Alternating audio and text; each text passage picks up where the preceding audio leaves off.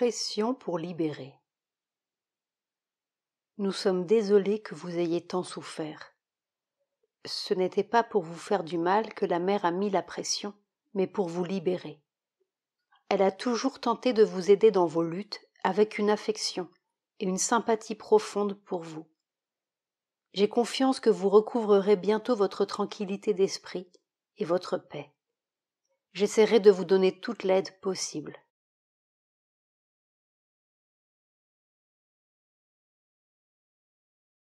Contact personnel et réceptivité à la force. Il n'est pas possible d'accepter la suggestion de vous joindre à ceux qui s'occupent personnellement de moi.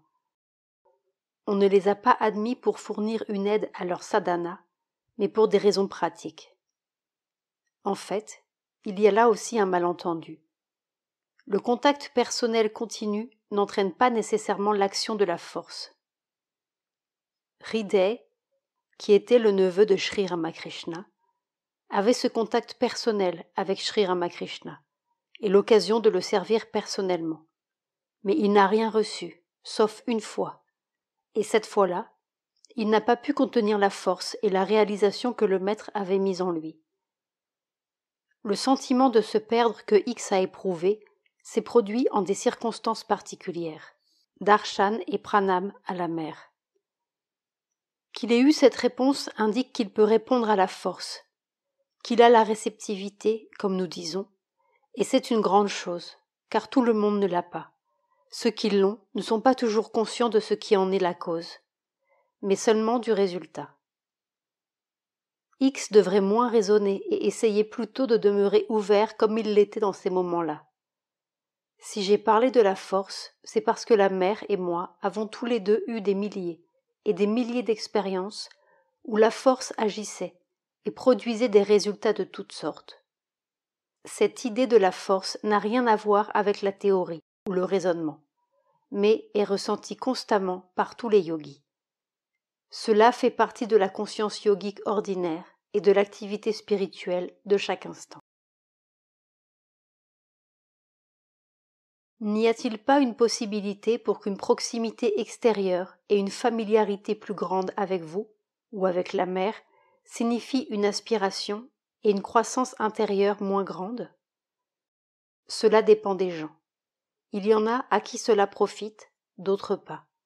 On ne peut pas généraliser. Réception inconsciente de la force. Il n'est pas vrai que vous n'ayez jamais reçu la force de nous. Vous l'avez reçue jusqu'à un certain point. On peut seulement dire que vous n'en étiez pas conscient, mais il en va de même pour beaucoup. Il n'y a certainement pas un sadhak qui reçoive ou utilise toute la force que la mère envoie, mais c'est le fait de tout le monde en général. Cela ne vous est pas particulier. X semble penser que la mère est plus sévère que vous. C'est parce que la pression de la mère pour le changement est toujours vigoureuse. Même quand elle ne la met pas comme force, cette pression est là de par la nature de l'énergie divine qui est en elle. Action de la force sur le corps subtil. Quant au rêve, ce n'était pas un rêve, mais une expérience de l'être intérieur dans un état de rêve conscient. Swapna Samadhi. L'engourdissement et l'impression qu'a l'être de perdre conscience sont toujours dus à la pression ou à la descente d'une force à laquelle le corps n'est pas accoutumé, mais qu'il sent puissamment. Dans le cas présent, ce n'était pas le corps physique sur lequel s'exerçait directement la pression, mais le corps subtil. Sukshma Sharira, où l'être intérieur réside plus intimement et dans lequel il sort pendant le sommeil ou la transe, ou bien au moment de la mort. Mais le corps physique, dans ses expériences intenses, a l'impression que c'est lui qui a eu l'expérience. L'effet que produisait sur lui la pression s'est traduit par la torpeur. La pression sur tout le corps voudrait dire une pression sur toute la conscience intérieure, peut-être en vue d'une modification ou d'un changement qui le rendrait plus apte à la connaissance ou à l'expérience.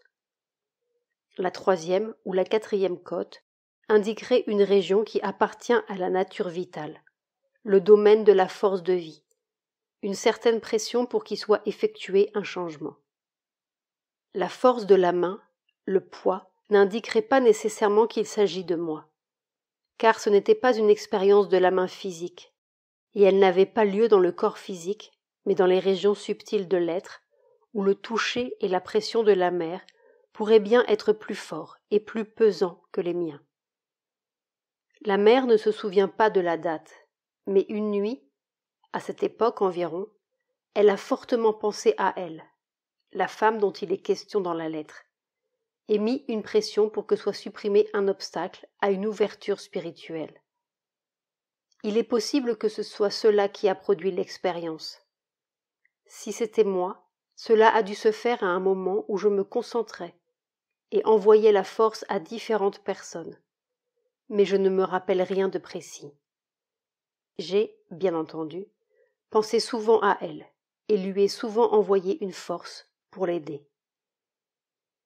Il n'est pas nécessaire que nous soyons toujours physiquement conscients de l'action, car elle s'accomplit souvent alors que le mental est occupé à des choses extérieures ou quand nous dormons. Le sommeil de la mère n'est pas un sommeil, mais une conscience intérieure où elle est en relation avec les gens, ou bien où elle travaille partout. Sur le moment, elle le sait, mais elle ne ramène pas toujours tout dans sa conscience de veille ou dans sa mémoire. Dans le mental de veille occupé, un appel lui parviendrait comme la pensée que la personne va arriver. Dans un état plus libre ou concentré, comme une communication de la personne en question. Dans une plus profonde concentration, ou pendant son sommeil ou en transe, elle verrait la personne venir à elle et lui parler, ou se verrait elle-même aller la retrouver. Par ailleurs, là où travaille la force, se trouve la présence. Apparence différente sur le plan vital. Il est tout à fait naturel qu'en rêve on voit la mer ou qu'on me voit sous une apparence différente de celle que nous avons actuellement. Ces rêves sont des expériences sur le plan vital, où les formes ne sont pas aussi rigides que dans le monde physique. La présence constante. Il est tout à fait certain que nous sommes avec vous jour et nuit, même si vous ne voyez pas encore la mer dans vos rêves, ou même si vous ne sentez pas sa présence, vous devez penser qu'elle est là et vous soutient. Cela vous aidera sûrement. S'il y a un mouvement naturel dans votre mental pour identifier Shiva de la façon que vous dites, et que votre mental passe d'un saut à moi et à la mer, pourquoi ne pas le laisser faire le saut? Peut-être n'est-ce pas un saut, mais une transition naturelle, une réconciliation et non un conflit. Bien sûr que vos pranams sont toujours acceptés par nous et le seront toujours.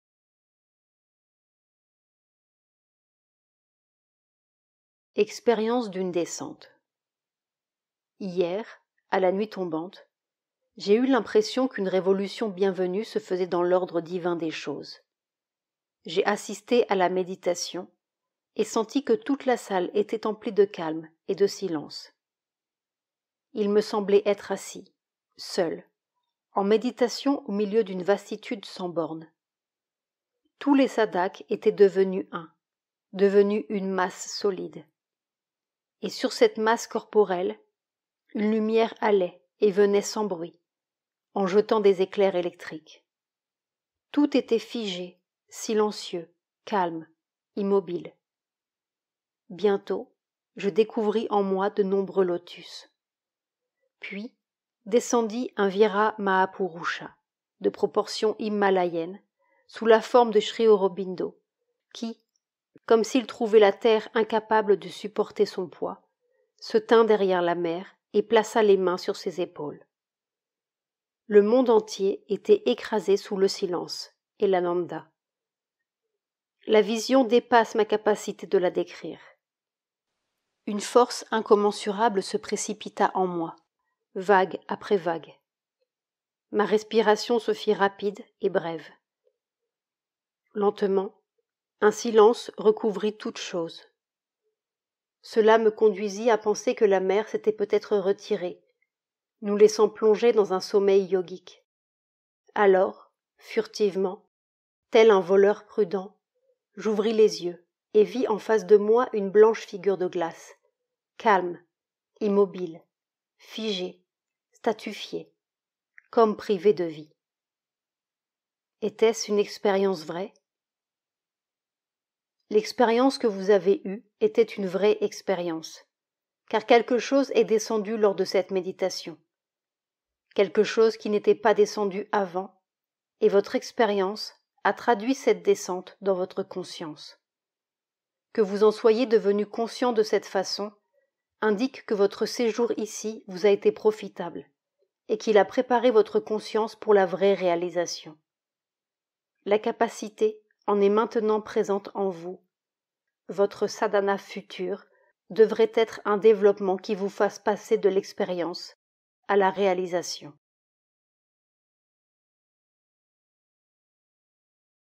Une expérience psychique. Le jour du darshan, le 15 août, et la veille, j'ai ressenti un amour intense pour vous et pour la mer. Un amour qui a possédé mon être entier pendant un temps. Puis un grand et profond respect pour vous deux. Et un bonheur qu'aucun plaisir au monde ne peut nous donner. C'est de toute évidence psychique.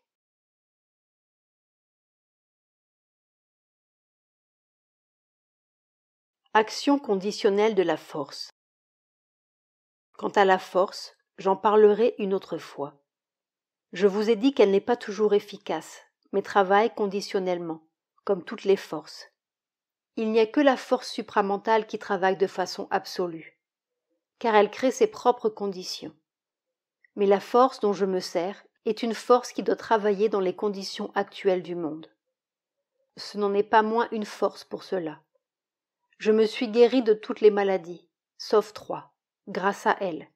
Et même ces 3-là, je les ai tenues en échec quand elles sont venues.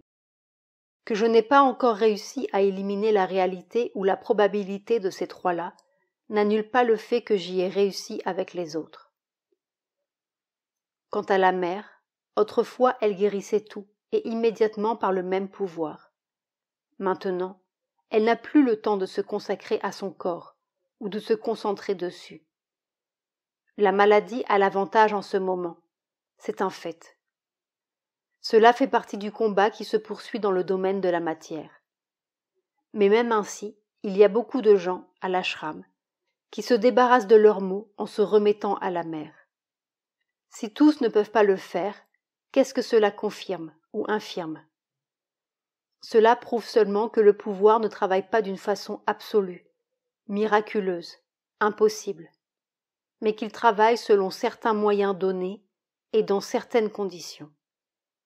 Je l'ai toujours dit, qu'y a-t-il là de nouveau ou qui réduise à néant la vérité du yoga ?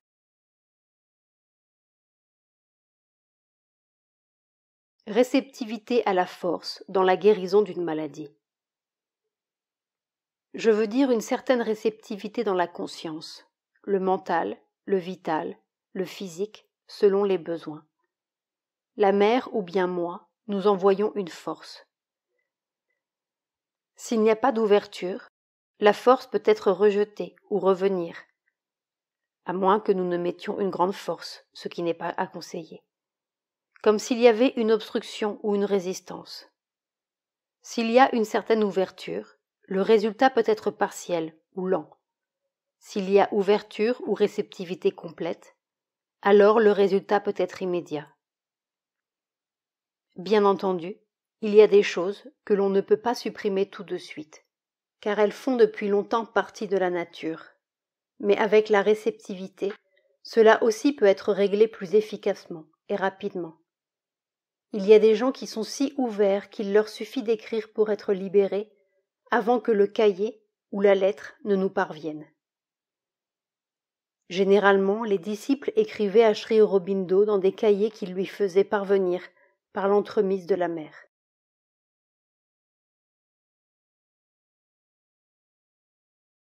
Cela dépend de la mesure dans laquelle l'être intérieur est éveillé. Autrement, on a besoin d'un avalambana physique. Il y a des gens qui ne sont soulagés qu'après que nous avons lu leurs lettres. D'autres le sont aussitôt qu'ils écrivent, ou avant que cela ne nous parvienne, ou après que cela nous est parvenu, mais avant que nous n'ayons lu. D'autres le sont en nous rapportant mentalement tout le problème. Idiosyncrasie.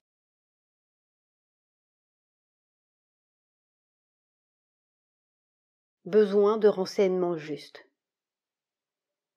Si après que la mère ou vous avez commencé de travailler spirituellement sur un parent ou un ami signalé malade, on fournit un renseignement erroné sur l'identité de ce parent ou de cet ami, est-ce que l'aide envoyée manque son but? Un renseignement erroné se mettant en travers du travail crée une confusion, en sorte qu'il n'est plus possible de dire quel est le résultat.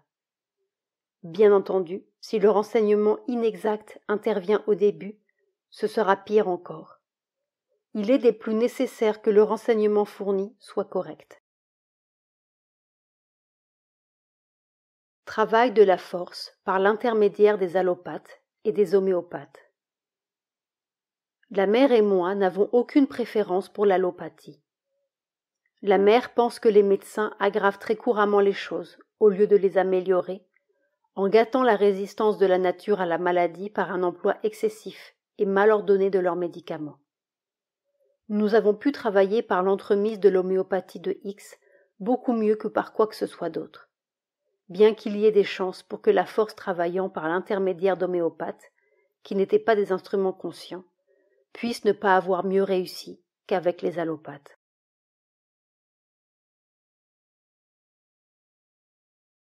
Aide à ceux qui meurent à l'ashram. Quelle est la différence entre mourir à l'ashram et mourir à l'extérieur? Tire-t-on d'une mort ici un avantage se traduisant par un développement du mental et d'autres parties sur les plans subtils, si bien que l'on peut avoir une nouvelle naissance meilleure? Je ne suis au courant d'aucun développement du mental, etc., dans leur plan. Le développement se fait sur la Terre. Le plan mental et les autres ne sont pas évolutifs. Celui qui meurt ici est assisté dans son passage au monde psychique et aidé dans sa future évolution vers le divin. Sri Aurobindo parle de la mère.